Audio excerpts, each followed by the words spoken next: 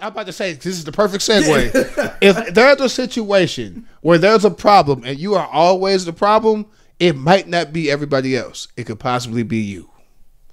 And you know, I don't like McCants anyway. He just be saying any fucking thing. What are you talking about? I give LeBron buckets and Kobe buckets. No, bro. Sir. He the reason that we had that fucking black cloud over our program for damn near 3 years. Yeah, because he was the one out there, and then he made. We was supposed to get Brandon Ingram. Mm-hmm. We were supposed to get fucking Zion. We were supposed to get Jason Tatum. None of them wanted to come to the school because they was like, well, it looks like y'all might not be able to go to the tournament until you can tell me that. Then I'm not coming to your school. That's 3 fucking kills we could have had in our program, all because you felt some kind of way because you got kept in the league. Huh? Whose program? Tar Heels. Say that for them. I know who you're talking about. For the people. Thank you. Shut up. I'm trying to help. Reach one, teach one. What's the next subject? Since we're talking about people that expelling themselves in certain situations, we're going to switch off our sports and get back into our regular topics. Are we talking about Miss Seals? There you go. That was us in there. That's a segue from Michelle McKinney. I gotta go back and watch the rest of the interview, but I just once I saw her, so I came on to the interview because I saw her take on Issa Rae, where she was talking about how, like, you know, Issa Rae kind of like, she felt like she was kind of like shading her off to the side and all this kind of other stuff. And I was like, okay, that's real big of her to say that. You know, there's always been some controversial things that she would say. Sean May is who I'm thinking about. Oh yeah, he was. Sean May. That's what I was thinking about. He had no business in Tar Heel Nation. We talking about the pros. He ain't do nothing in the pros though. No, I said he was a quality dude. Like, he was cool. You said you were on the bench in college. No. I said that he was cool, but I said he was on that same team. They was all. I was like, he was cool. Oh, okay, but yeah, as far as Seals go, bro, like, shout out to Shannon Sharpe. He has those interviews that are like flowing, that are really causing, like, not just clickbait, but actual conversations about like real things. Like, there's a lot of people on the fence as far as like what side to be on with Amanda Seals, because again, she's unapologetically her when it comes to saying what she says, and when she says it, it's a wrap. Don't ask me no questions. I said what I said. Now, there's a lot of things that she said that Shannon was kind of like, I guess maybe baiting her to say or something. And I'm just like, I don't know if I go with all that. Now, granted, I don't want to go on the trend of, well, you don't believe black women, because that's not the case. But like, when you look at the interview from what you can only see, we can't see like, you know, if there's any like hidden, you know, agendas or anything like that. Before, it looks like Shannon was being like he always is. He kind of just lets the person just go. Like, they take their drink and another drink, and he just kind of asked them questions more and more. And I know one of the things that was touched on was it ADHD or was it autism? Autism, sorry. It was autism. And like he mentioned something around like was she clinically diagnosed? Yeah, was she clinically diagnosed? And then I think that from there, like, is where it went, like, you know, obviously pick a side, you know, you don't believe black women. Shannon was, you know, bullying her. And I'm just like, if I just look at it, it looks like he was just asking her a question. Have you been diagnosed? And I think from there, it looked like it hit a nerve because she went on a tangent. All right. So, how do I address this without pissing too many people off? I'm gonna just start from here. Yeah, you just say everybody got a friend, again, that what you see is what you get. If the food not right how they want it, they gonna complain. If the vibe's not whatever, if they feel like they've been slighted, they gonna not keep quiet. They gonna spit it out. That doesn't mean that they're always wrong. That doesn't mean that they're always right. It is what it is. We all got a dickhead friend. Amanda Seals is that dickhead. She's just gonna say what the fuck she gonna say, and if you push back, she's gonna get upset. And it's never her fault. And it might not be her fault. I wasn't in those situations, but she takes no accountability for anything she may have done. That's the part that could have led to the situation happening. That's the part. That's the part right there. Like, things don't just start here. It could have started here. Mm-hmm. What made Issa's publicist not like you? Something happened somewhere. Mm-hmm. People just don't like people for no reason. Mm-hmm. And she stayed on the show, so it wasn't as if, like, you know what I'm saying, she just was. And it may have been something small to you that you didn't think was a big deal, but it could have been big to her. Mm-hmm. Like, that's just what it is. I did not like the discourse that Shannon was not equipped to hold the interview when he's done several interviews that are on the internet that we can look at, and Amanda Seales reached out to him. Mm-hmm. It's one thing if he reached out to her. If he didn't have the mental capacity to host the interview and you own your shit, Amanda Seales, why would you even reach out to him to be on the show? Unless now I'm gonna jump on this side of it. I'm not saying I'm picking a side. Unless she already knew, be it that she kind of was, because she's an educated woman. So she did it on purpose. Is what you're saying? Maybe, as far as to say, okay, I'm a put. I know his platform is popping. I know that if I'm out here versus just the Instagram reel that people kind of just repost me on, people go see what I got to say. Okay. And I get my chance to just put some things out there and put it on blast. And under the influence of like liquor. I don't know if she drank or not. I didn't see the whole thing. One, she's drink. Yeah. Okay, well, yeah. Yeah, one, you'll never make me hate Issa Rae.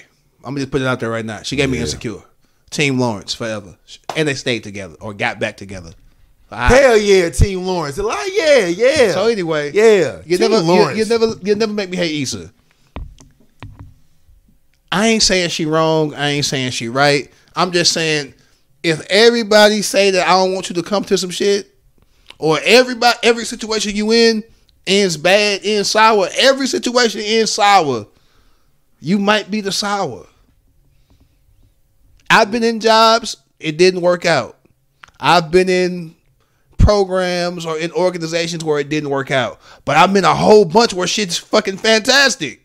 Yeah. If all of them was trash, it might be me. It might be Amanda.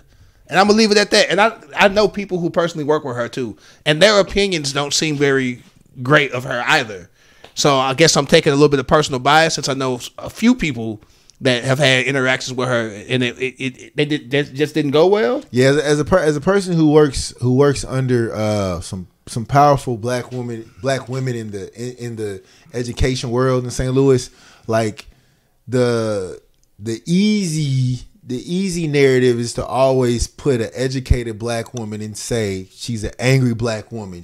And I hate that. She's this, she's that, she's angry. And it's not so much that a woman is angry. That it's just that when someone speaks about something with passion, you call that woman angry, and that's not the case. It like if we're watching we was watching the Dallas and LA Clippers game, and we was ecstatic. Oh, they're not gonna say, oh well, Dosia and Sleep. They passionate. They love the game. It's the same way. So like, I don't want it to get confused that a woman who's passionate about what she feels, passionate about what she believes in, right? Because I don't know about autism enough to talk about it. I know you do, obviously, right? But like at the same time,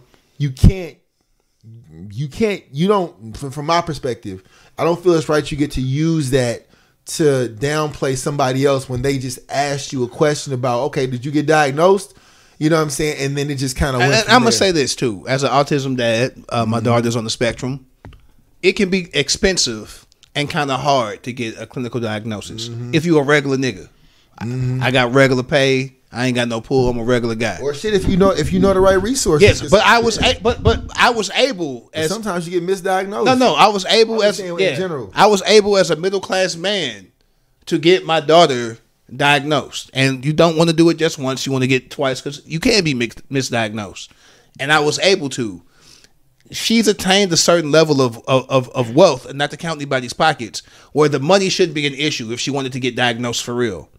And I will say this: there is nothing wrong with being self-diagnosed if it's like legit. And I'm not saying hers ain't, but most people who self-diagnose aren't well off enough to go get diagnosed. If you work at Target and you don't get diagnosed, I can kind of understand. You work at Target, and there's no diss at Target. There's just you only make so much money. If you are a comedian, host, actress, all the well-educated black woman, or black anybody, white anybody, and can afford to be diagnosed, I don't understand why you wouldn't go do it. Does that make sense? Yeah. Like, I would want to know just for me. Yeah.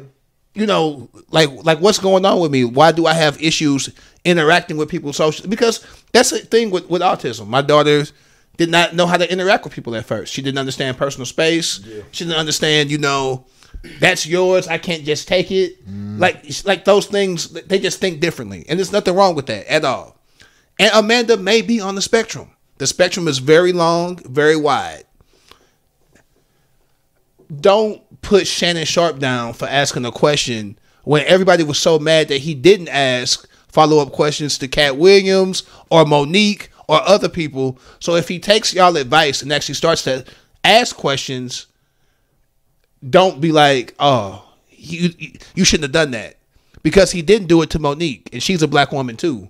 So you can't just say he's picking on black women. But then also too, everybody in it, like even if we bring, like we've had women on this show, right? Both of them react differently to different things. So like every person you talk to is not going to be the same. Like he could have asked a same question, the same way, the same vibe to every single person that came on. They could totally just, you know what I'm saying? Yeah.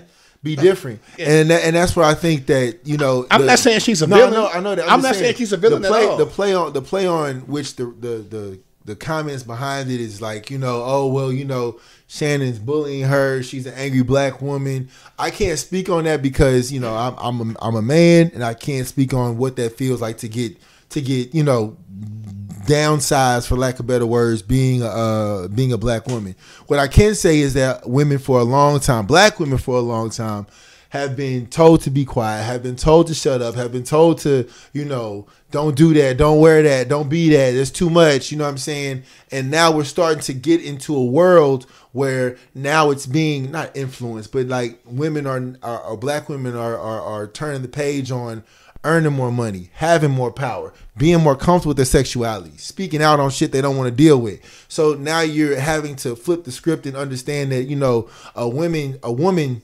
gonna say barking back. A woman saying something back to you know, challenge what you said.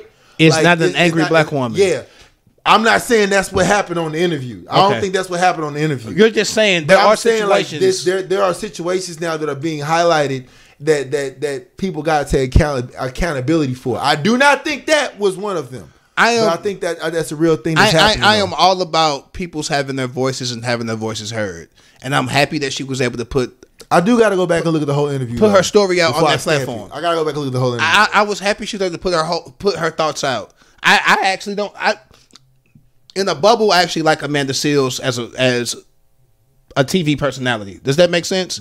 I enjoyed her on Insecure. She's been on several other things that I've really enjoyed. I don't know if I would enjoy her, like, hanging out with her as a person, but that's okay. Like, and that's just fine.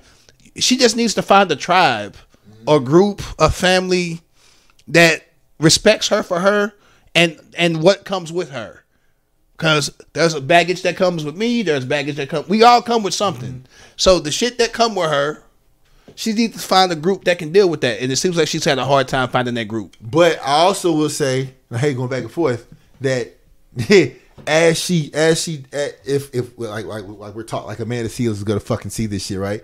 But like, if I were Amanda Seales, I would continue to be unapologetically you, unapologetically vocal about what your needs are. But in the same instance, as you see someone who is not the same level as you intellectually from your point of view, and you cannot handle the back and forth of what they may give you based on your thoughts, you may want to think about who you put in your circle, because that will also cause more, you know, outbursts and shit. Hey, like she asked to go on that show. I'm never gonna drop that point. Yep. If you ask me to come on my show, don't let your fans belittle my intelligence. Yeah. Because the interview didn't go the way you thought it was gonna go. Yeah. Does that make sense? That's very true.